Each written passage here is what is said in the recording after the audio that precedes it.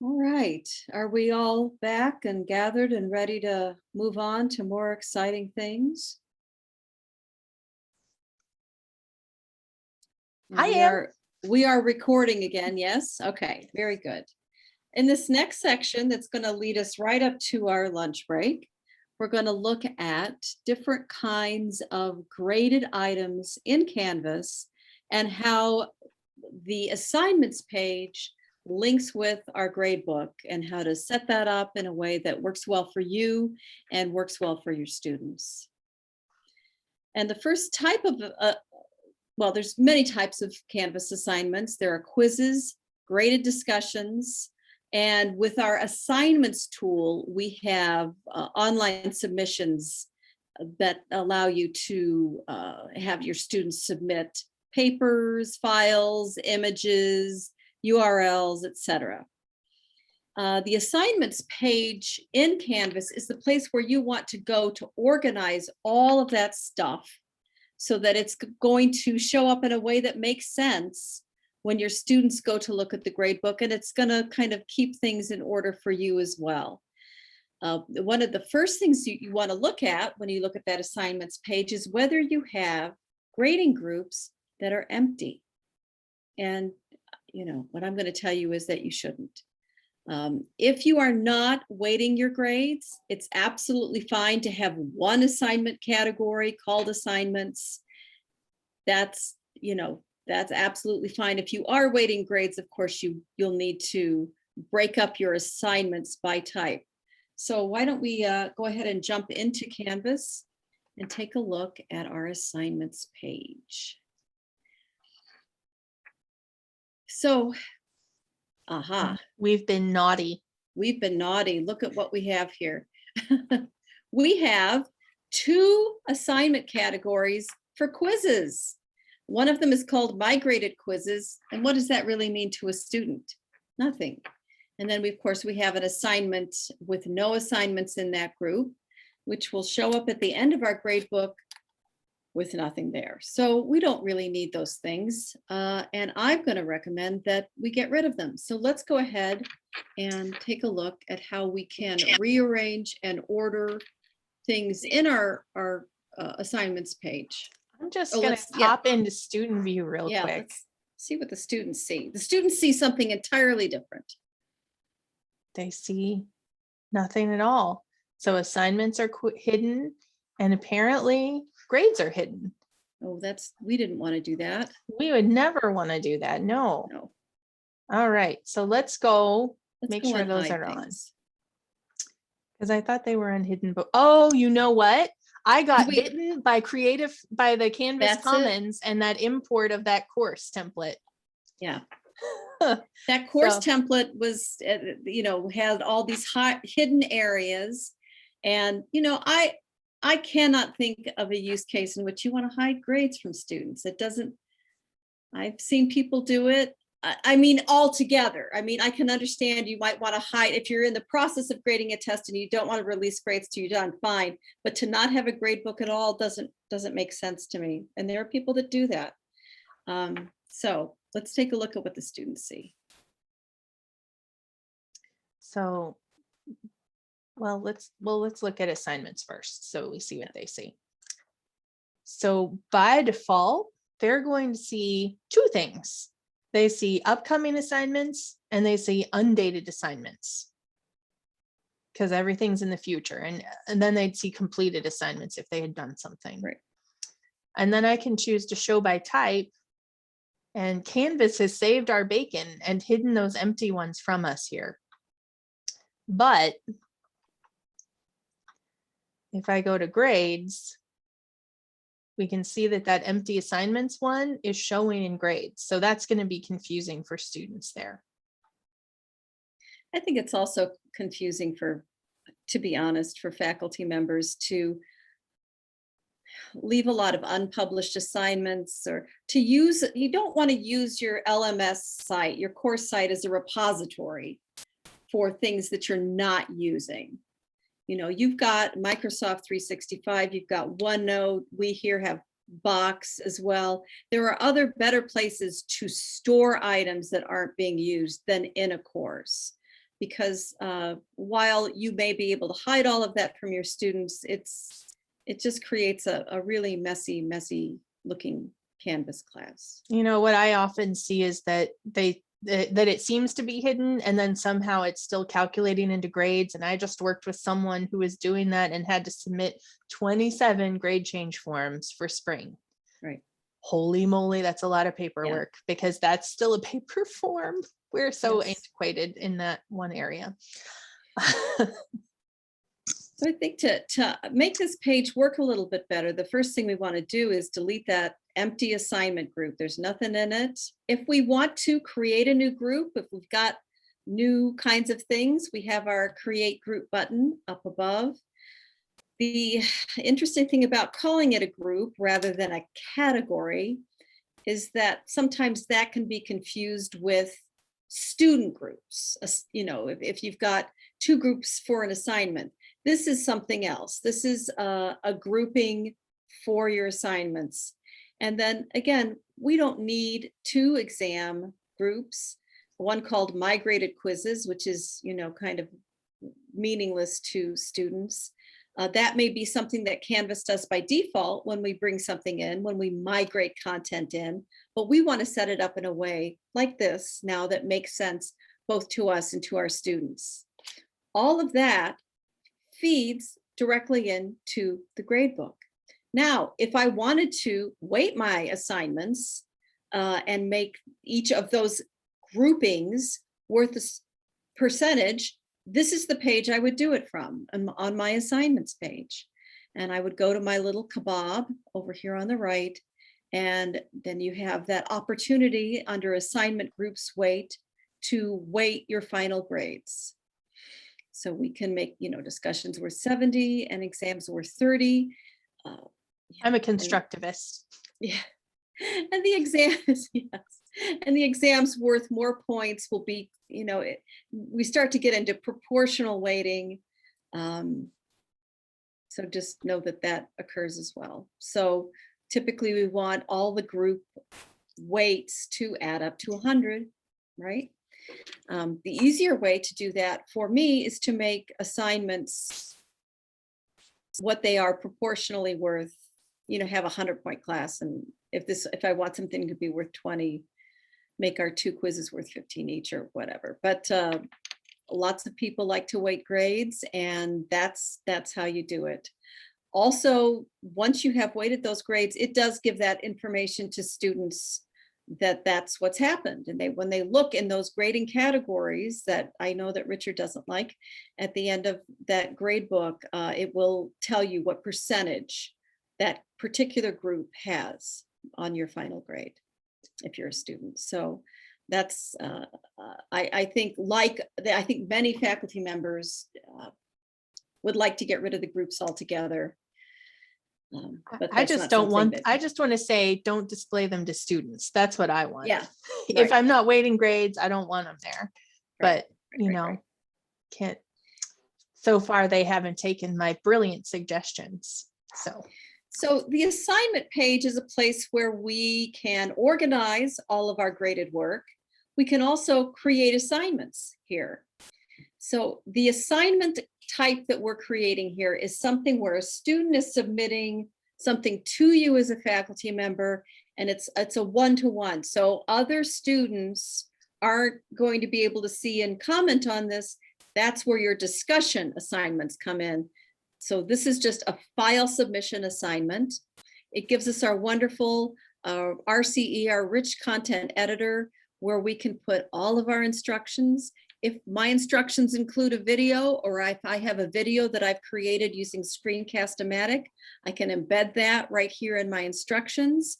I can do all of the things that I can do on a page, I can do here. I can put a link to something in my course. I can do a course link, like, you know, if it's in something that's in a module, I can link to the module. I can link to a file right here in my instructions for, there we go, for my assignment. So there's, you know, lots of those rich content editors in Canvas are going to show up for you in your assignments, in your quizzes, in your discussions, and they're very powerful. They can do many, many things. Emily's just used our heading styles to help make it accessible. So we're using our heading 1s and heading 2s and heading 3s. I think we have 3 heading 2s here. Yep. And we can put all of that stuff right there, so the student doesn't have to go looking somewhere else in the class to see what they're supposed to be doing with this particular assignment. Yada, yada, and yada. You just yada, yada past the important part. I did. As Anyway. we move down, this is, we have our places where I know this is review for a lot of people. We're just going to go through this quickly. This is where we add points. This is where we can assign it to a group, probably not exams. If it's not a discussion, maybe we want to create a new group called The one we deleted. Yeah, the one we deleted. You can choose how you would like them to display as points. If you've set up your grading schema, you can also have things that display as letter grades. And you can absolutely have something that's not graded here. Submission type. This is really, really super important. You can enable, if yours defaults to no submission, which it looks like it defaults to online, which is very nice. But if you have no submission, that means the students can't submit it. And we take calls from faculty every semester saying, I put up an assignment and the students say they can't, there's nowhere to submit it. You've got to make sure that you go through submission type. Online is typically what we use. We're looking at online programs, of course, so we want students to be able to submit their work online. This is where it's, coming into your grade book and you're going to use your speed grader to grade it. So the reason to choose no submission might be if it's just, I don't know, if they're supposed to just show up or provide an item or an in-class something, you could choose no submission. Otherwise, we're going to want to choose online. And then we want to choose file types or types of entry. And you can choose more than one here. And you can choose more than one file type for them to upload. You can, if you want to restrict them, you can. It's unless there's a particular reason for doing it, you might not want to do that. Some students might have access to pages and want to use pages. And if you were using a plagiarism review, if you were using Turnitin, then you might want to just restrict it to the types of files that Turnitin accepts, which does not include pages. So we can allow unlimited attempts. That means students can submit as many times as they want. That's typically the default in Canvas. You can also limit it if you choose to do so. I find that I get lots of questions on that.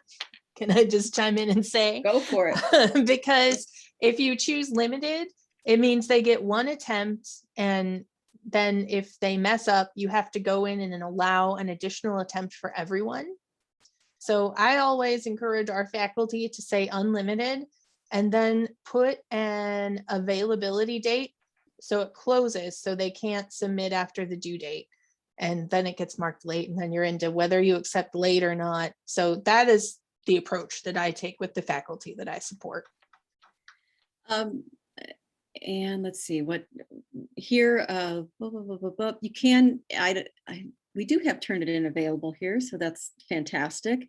Again, you might want to look at the file types that Turnitin accepts and limit it to those file types so that you don't have to deal with someone turning in something. It's always pages for some reason, which is, the Apple product, and that Turnitin won't accept. We can also make it a group assignment. We can enable peer reviews. We definitely want to use our due dates here. This is a really, again, this is a very powerful feature in Canvas. It will help your students get many, many reminders, and we can limit availability from and to. And once you've saved it, published it, students will have access to it. Now, how will they have access to it? Well, as of right now, the only place they have access to it is in the assignments area.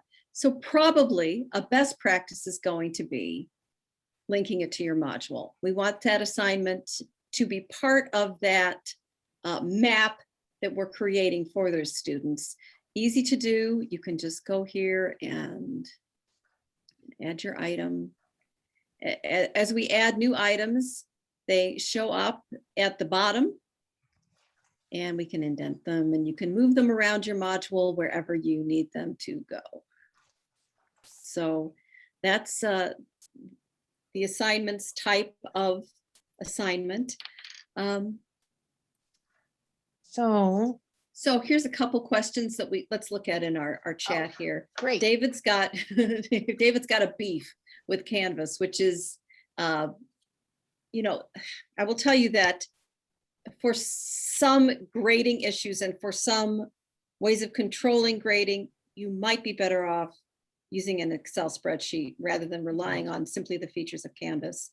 And if you have multiple, and David says, what if I have multiple ways of calculating the grade for a category based on different learning models, all valid, and you simply want the grade to choose which is best for a given student? For example, a learning model of weighting tests as successively more important versus an equal weighting calculation based on the model that the test information is equivalent, not hierarchical. You might be able to work around it by making your later tests worth more points. Yeah. I mean, if you based it just on straight points, that might work. It's just an idea that occurred to me. Yeah. I'm sure you already had that thought too. But And yes, more flexibility would be nice, wouldn't it? it would. And Patty says, is there something the students have to enable in Canvas to receive the assignment reminders? Let's look at that. Yeah. So if we go to our account and then click on notifications, I haven't modified anything at all. This is the default that was given to me when our accounts were created. So by default, I'm getting notifications immediately about announcements.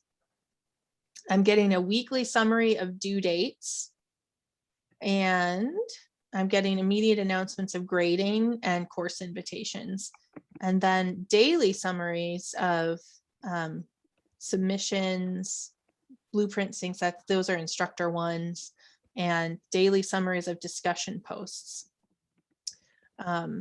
So it looks like your students are getting by default quite a number of pieces from our Canvas notifications by default. Yeah. So, And as well as when they go to their dashboard, they're going to see their to-do list. That to-do list is going to include items for all of their courses. It's not showing up here because we're not in as students. If you see on the right there where it says coming up, there's the to-do list for our student. Inside the course, the to-do list refers only to items in that particular course. On the dashboard, they will receive.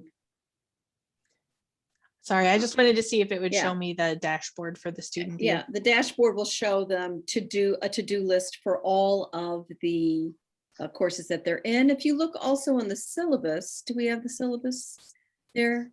Yeah, it is. I There thought it is. enabled It's it, under yeah. grades, yeah. We have a course summary under the syllabus, and that it's a little box when you're setting up your syllabus down at the bottom that says show course summary. It's another place students can go, which is they're giving them this list of when things are due.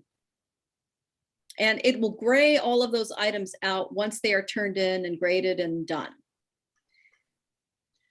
Yep. So, Canvas does give us a lot of ways to notify students that things are coming up. And it's really important, particularly in a fully online class, when we're not standing in front of them saying, now remember, your papers are due Friday. This is why my son hates online classes, because he wants somebody standing in front of him reminding him. So But he's also a very young fellow. So let's see, assignments appear and more importantly disappear. It depends on your class and whether you have a whether you accept late work. So I have some faculty that let students redo papers throughout the entire term, right? So they can make edits and resubmit it, and they can keep earning a better grade throughout the entire term. And that's how they do it. I tend to hide the assignment after the due date so that I don't get submissions, because I'm not going to grade the late work. I just don't function that way. And then we've got, so David does a firm due date. You know, I'm always willing, if someone has an actual emergency or something, to add, to give them a specific extension, but I just do it for that specific student. So there's not everybody doing those things. Well, and as you recall, in my class, I have a very long course expectations that gives my policies on late work, which I do accept, but I want some kind of notification beforehand. I don't want to hear 2 days after it's due, oh, I had some reason I couldn't do it 3 days ago.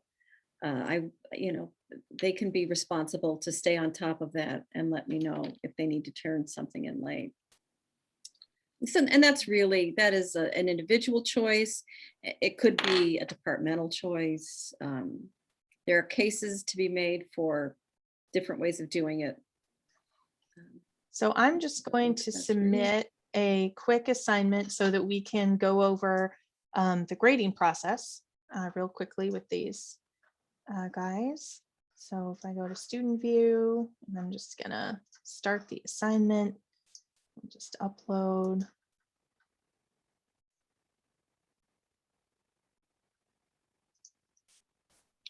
Whatever that is. I think I'm making sure we got to. All right. Yeah. And celebrations. Yay, Amy. All right. So now that we have that here, do you guys want us to go over and cover rubrics and how to create and attach rubrics? Is that something that you would like us to go over? Richard, I know it can be, or Patrick, I know that can be very time consuming. We're happy to do it, or we can focus on gradebook and the grades area. Sort of got a choose your own adventure for what you guys would prefer. What do people think? Charlotte says yes. So do rubrics? Is that what you mean, Charlotte? Okay. All right. So we actually do have, there's a couple in this class. I don't know if they're appropriate for that assignment, but there's a couple loaded already. Put them on there. So when we're in here and looking at our assignment, we can click on the add rubric button, and we get this lovely interface where it prompts us to build something. So it defaults to looking like an analytic rubric. So an analytic rubric, it looks like a table, right? It's like 5 points, 3 points, 2 points, and with very specific criteria. That's one type of rubric. Another type of rubric is a holistic rubric, where we're thinking more like, all right, so this is the mastery level, and then we're not so analytic about the different levels going down from that. And you can do both types of rubrics in Canvas. So it defaults to the analytic. If you want it to be more of a holistic rubric, you can check this, I'll write free-form comments when assessing, and it gets rid of those rating levels, and you can just be very descriptive of the criteria for each one of those levels. So I'm just going to call this a holistic rubric. And let's see, so this could be like style. And so I could have a very long and specific description of expectations here. And I can go down, if I could type, and I could go down and I could add by clicking on add criterion, add all of those rubrics here. And the other things I want to look at is, do I want to remove points from this? Is this just for giving feedback, but not for giving points? I can do that. And then do I want to use it for grading? So I want to use that for grading. Or if you want to leave the points on there, but you don't want to hide the total. There are some granular things, but generally, if we're investing time in a rubric, we want to use it for grading, right? Helps us be consistent. It helps us, I don't know, when I'm getting tired, I get much more grumpy and irritated by poor writing while I'm grading. And so my rubric keeps me honest. It keeps me from being a jerk to the English ones major. that I grade late at night. So we have a couple questions here. Can you add rubrics to the Commons to share with other faculty? Yes. Yes. And also, can an existing rubric be imported? Absolutely. They can be imported. If you've attached a rubric to an assignment and you're importing the assignment, you're going to get the rubric with it. Also, but if I didn't want to use this particular rubric, I could click find a rubric, and I'm going to get access to all of the rubrics I've created in Canvas here. And I can choose, it doesn't just have to be rubrics I've created for that particular course. And I can choose to use one of these that are in my manage rubrics area. So if you created a great essay rubric that you want to use from another course, if you had another course, you'd click on it here and then click on the rubric name. But we're going to attach Carrie's discussion rubric here that she shared with us maybe. So then you click use, and there it is. One thing we really dislike about the rubrics is the way that the columns don't line up visually, which, makes my eyelids twitch. But one day they'll fix that. I don't think they will. I think they're going to make me crazy forever. Yeah, so I don't own this rubric, so I'm getting some fun errors when I try to enable it. So that's very interesting, isn't it? So in that case, so it's because Carrie and I are both teachers in this class, but if we went to the rubrics and shared it to Commons and you imported it, you wouldn't get those errors when you're trying to change it. Oh, so when you talk about importing a rubric, what we were addressing is importing another Canvas rubric. Yeah, you can't import a PDF, a rubric that's written up on a PDF. You'll have to copy and paste. Yeah, I wish we could import from Excel or a table. Yeah. That would be really brilliant. I miss that feature. So this attaches it. We're using it for grading. So we're going to find this in our speed grader. So there are different ways to access SpeedGrader. So one way is when you're looking at this assignment and you can say oh, look, I've got an assignment to grade. I can click right here on SpeedGrader and it's going to pop open a lovely new tab for me. So I didn't lose my class. It's there. This is a thing with our faculty. I probably not. How do I get back? Yeah. The first time I get it, but after a year, I'm not so sure. Anyway, so it took me straight to the first submission I had to grade, which happens to be my only student in this class. So would you guys like me to talk about these grading tools are fairly straightforward. Does anyone have a question about any of these on-screen grading tools? No? All right, I didn't figure. So the excellent thing that we've done is we've attached our rubric. So now we can view it. My favorite thing is to give myself some more real estate so that I can actually see my rubric. And I can click on these and I can leave comments on each level of the rubric. And this person really didn't follow my instructions at all. And you can see that it's totaling it up as I go. And when I click save, it's not putting my points in, because remember, this is Carrie's rubric in the same it's- class and I can't.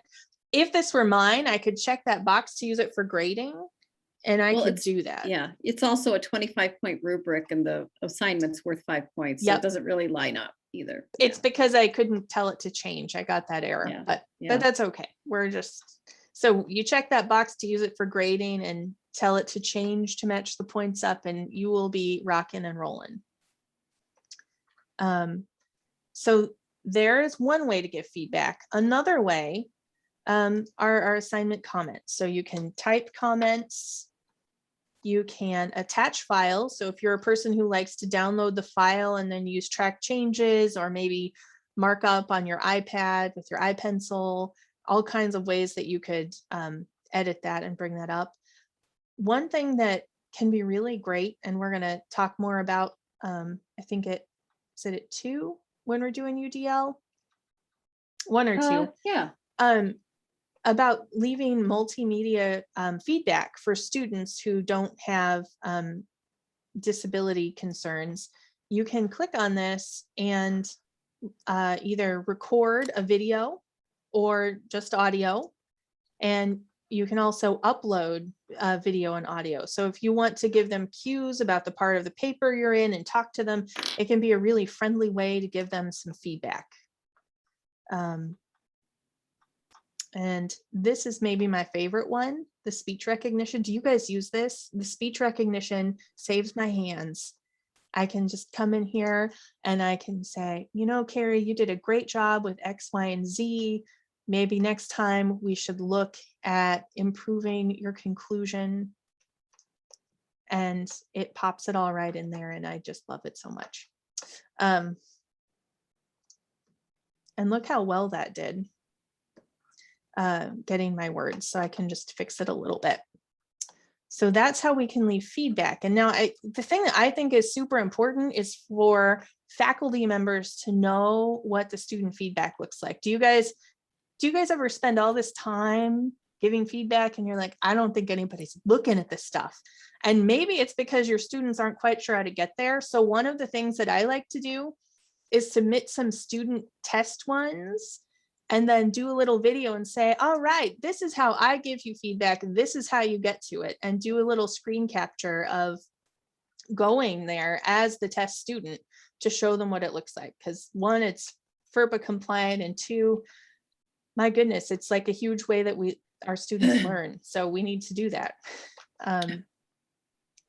So if we come in here in student view and take a peek, and we go to grades. Now, when we're in here, we'll see like, oh, look at that. It's new. I've got something new. And I can do a couple of things. 1, I can click here and it expands the comments that were typed in. 2, I can click here and I can see my rubric. And then if I click on the title of the assignment, it takes me in here where I can also see those. I click view feedback, then I will see a preview of any markup that was on the screen. Now, this is where I think our students have no idea what to do. If you instruct them to click download from this screen, there we go. So it's going to prompt them to download a PDF with your annotations. Now, in this case, we didn't have the annotations on here, but I uploaded a document and now it's a PDF. So you know this contains the markup and the comments there. And so that's how your students can download that and look at it when they need to make changes or think about their next assignment. And I just feel like that's something our students don't understand and they don't see because it's buried. I mean, it's a really kind of a rough design. So I encourage you to tell your students about that so that they go see all of your valuable feedback. They can also leave comments for you here and you'll get a notification through inbox and probably in your email if you're signed up to get notifications, but that's something that's also very important to know. Do you guys have any questions about how that works for our students? Anything there? All right, so I'm going to skip ahead to the things that Richard mentioned. He wanted, where is that at? Okay. Hidden grading functions, late policy, and all of those fun things that are in grades. So we're going to go take a look at all of those really important pieces that are kind of mysterious, I think. I love this one. I'm just going to read aloud. But David wrote, or wait a minute, let me scroll up. Who assigned executive summary of feedback? Where did I miss? I know I've just missed two. Oh, Rita, I have assigned executive summary feedback to make sure students look. I love that. That's That's lovely. great. Love that. It's very A way to make that easier for me is to have that due at the start of their next assignment, to kind of say, you should be repeating the strong things and losing the weak things. If you had to review the feedback and do a summary of it at the top of the next assignment like that. be I think top of that's mind. fantastic. Yeah. Yeah. Okay, so this is our grade book, our lovely little tiny spreadsheet, and we've got all of our categories here and our total and all of our columns. So yay us. So things to look at. If we're coming in here, many of these settings that we're going to look at are available in this little gearbox, our settings box for gradebook. So when we look at them, we've got late policies. So one of the things that you can have happen is that you can automatically apply a grade for missing submissions. Now, I find it highly improbable, unhelpful that Canvas defaults to 100% for missing submissions. Like, why? Right. I don't get that, but every time You they didn't do, turn it in, but you get all the points. I mean, that would just like really irritate me as a student who did the work, right? So you can change that to whatever. So I would put it in as 0. Now, the thing to be careful about this is when you got a late policy and it goes to 0 right after the due date, if someone submits it late and you accept it, then you've got to be looking for the late submissions and the regrading. And so if someone submits it late, the 0 is going to go away and it's going to show that there's something for you to grade. And so the calculation of your grades can get wonky. So that's why in those assignments, I always put the end date for the assignment is the due date so that I don't get those late things and I can make my grade book work for me. Another tool that I'm not a huge fan of, like if I'm accepting late work and I give someone an extension, this doesn't really work for my class. Some folks, they accept late submissions and this works for them a lot. And you can implement it by checking the box and you can say that so maybe I'm taking 2% off per day that it's late, and the lowest automatic grade is maybe we'll say a 90%, because after 5 days, I wouldn't think you'd be pretty behind in the class, right? So to apply those, you enter them, you click update, and then those get automatically applied by the system. The other thing I wanted to look at is this automatic posting of grades. I don't mind doing the automatic. It's less for me to manage until I get to big papers, and those take me longer to grade, right? Like discussions, like that takes me a couple of hours. Grading papers can be a long-term process, right? It might take you a week to get through 30 essays. So then I can change this to manual. And so this means that they're not going to get notifications when you change their grades, when you add submissions, and they're not going to see their grades until you post them. So if I update that, now in here, you'll see there are no grades to post and no grades to hide. If I'm over here, all these grades are posted. So I'm going to go ahead and hide this so we can look at this together. So after you update this policy, everything submitted to it applies to what was submitted before you make that change. It doesn't get affected by it. So now we can see we've got this, right? That means that students aren't seeing those grades. If I want to post them, I click on the kebab and I say post grades. One other thing that I really like, if I'm doing a time saver, if I'm just like Carrie's assignment that she said that where everybody had to submit and say that they agreed to the expectations of the course, that they'd read it and agreed to it, you can set a default grade and you can enter it and you can have it overwrite things. So if you wanted to just give everybody those points because everyone did it, you can enter a default grade and save yourself a little time pointing and clicking. That's not what I wanted to do. So I'm going to just post those. And so I can say everybody, I can say only the people who are graded, or I can say specific sections if my class is set up that way. So I just want to post everybody, and then we can see that that's now visible. What your students will see when they go to look at their grades, if the grade is hidden, there's a little thing that Canvas puts up there indicating that your instructor is still working on this grade. So they do know that it was whatever they submitted has been submitted, that their instructor is looking at it, but the grades aren't posted yet. Let's go. So we could actually look at that. We can go look at that. That's a great Yeah. idea. And then the other thing we need to look at is how to override the final grades. Now, did your grades go automatically from Canvas to your student information system at the end of the term? Okay, good. That always makes me nervous. That I guess maybe as a registrar in another life, but like the automatic posting, I'm like, I just want people to look one more time. You were registered another time. That's kind of sad, isn't it? Like, I was a rock star. I Seems was unlikely. the queen.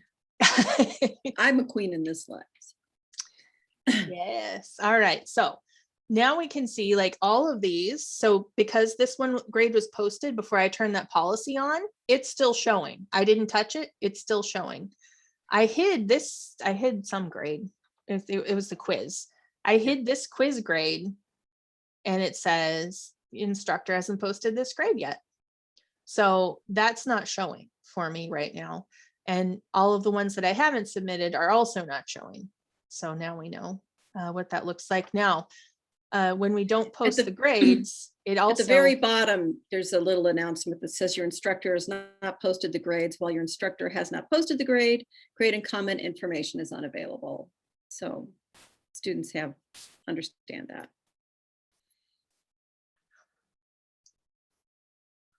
Okay, so the final grade override tool, I think, let's see, I think it's in settings and then features. So these are some tools that your admins have made for you to choose as an instructor, whether you turn them on or turn them off. One of these is the final grade override. So if I enable this, it means that you can alter the entire grade for the course without changing the assignments. So if you're just curving the final grade for the course and you just want to go in and type in what they get, you can turn this on and you can go do that. You can also allow outcome extra credit so that you can enable that on a rubric. And so now we can turn those on, and now those tools will be available for us in this class. You do have to do these on a course by course basis. So if you do it in one course and you want it in another, you still got to come in here and go turn those on. Unlike our course details, once you click the little X and make it a green check mark, it's already enabled. You don't have to click save. So if we go to grades, and now let's see, come on, there it goes. All right, so now we're in here and click on our settings button. Now we have a brand new tab. You can come in here to advanced and say allow final grade override. And now I should be able to enter in my new column So if I thought, maybe they got an 80 and it sets that to 80%. And if I go into student view again, that's going to not show up for me apparently. I I think, thought, did I we guess still, maybe we have to still have a have to column pub- hidden? I think so. I think we still have to publish everything for that to show. Yeah, I always forget that. Let me leave student view. So we've got to, I'm going to change that, update those. So we'll pretend like it's the end of the term and I don't have stuff hidden from my students. And go to grades. There we go. So it should be still hidden. What did I do, Carrie? Let's see. What is sample new quizzes hidden? Apparently so. Boy, I'm Has- on a has roll, test- friends. Has test student taken sample new quiz? Yes, test student Okay. has. So we there need we to go. post that. Yeah. See, this is even people who live in Canvas all day with this posting business, it gets complicated, which is why it's at the end of every term, it feels like I spend so much time with people. They're like, my students say they can't see it. And I'm like, well, let's go look. Yeah. And we spend a lot of time figuring this out. There we go. Yeah. So there's that. And now show all details. All right. So you know what? I'm just going to look this up and I will figure out why on earth that's not showing up for me. And I'll let you guys know when we come back from lunch. I won't waste your time here. Do we have any questions? Looks like there's still some questions about the inline comments and how those are viewable to students. Just kind of going back through. Yeah, annotated inline comments only viewable by students via the gradebook first. And then Sarah Jane comments, I didn't realize they had to download to see annotations on the document. Yeah. So So they can download those here. And it's just sometimes, yeah. So that's how they get to them. When it's not a docx, that's also a problem. Oh, what is the allow outcome extra credit? So that is, yeah, so they have to go look at it. I think they can also, let's see, if we go to assignments and we click on this assignment, I think it's going to take us back into that screen. So they can see this here and they can view the rubric and they can download it, and submission details is what we want. And so they can get to it that way too. So they don't have to go to grades. If you have assignments available, they can get to it through there. If that helps. I have an upload annotations as a PDF. Yeah, I mean, that can enable them to be able to get to it more easily. yeah. I'm a fan of teaching them how to fish but if you really want to make sure they're getting to it, that is an excellent practice, Sarah. So the outcome extra credit, let's see.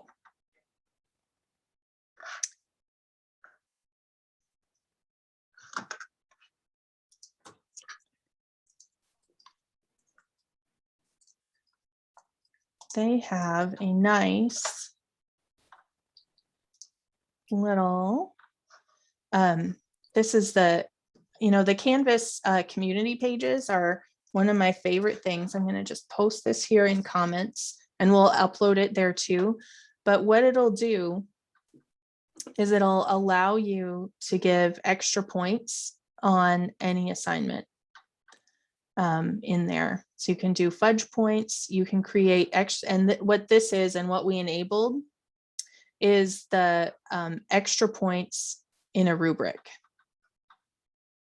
So that's what that tool let you do, is it'll let you give extra points within a rubric. If they do resubmit the assignment, yes, the first one remains available, and you're able to, in your speed grader, scroll from the first submission to the second submission for each student.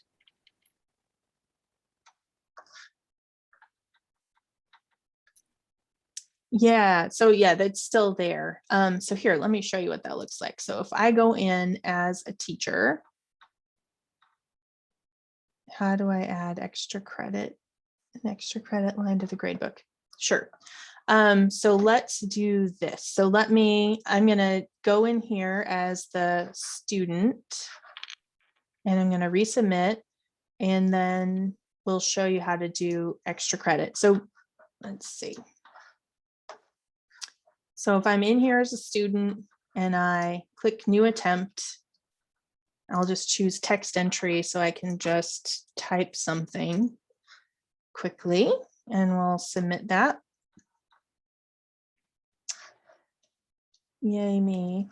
Now you can, if they go to grades, they're gonna see pay-per-view, let's see, leave. Need to get in here as the instructor. And we're gonna see file submission. You can see that it says it needs grading again. So if I go into speed grader, I can see the one that I graded. I can toggle to it, but it's not the most recent, and I get a nice warning there. And then I can see my current one that needs grading, which is, bare bones. So I can see that and I can grade it. I can say use the same grade for the resubmission, or I can alter the grade and submit it again. Does that help? So if I want to do extra credit, this gets a little tricky. If you don't weight grades, it's super easy. You go to assignments and you just create anywhere you want an assignment that is worth 0 points. And if I make it worth 0 points, it can be for something they do outside of class, and I can say no submission. Or if you want them to do work and submit something, then you can make it an online assignment. Now, if you're a points-based class, it doesn't matter where you put this assignment in the assignment groups. But the extra credit, if you're in a weighted class, that extra credit's only going to apply to whatever assignment group you put it in. Does that make sense? So you're gonna, if it was extra credit and you put it in tests, it would boost their test scores, but it's not going to apply to their overall grade, other than that percentage that counts from test scores. And the other thing to be careful with extra credit is that if you create a group and you're like, yes, I'm going to call this extra credit, and I'm going to save it. And I got to go weight my grades because I forgot to do that before.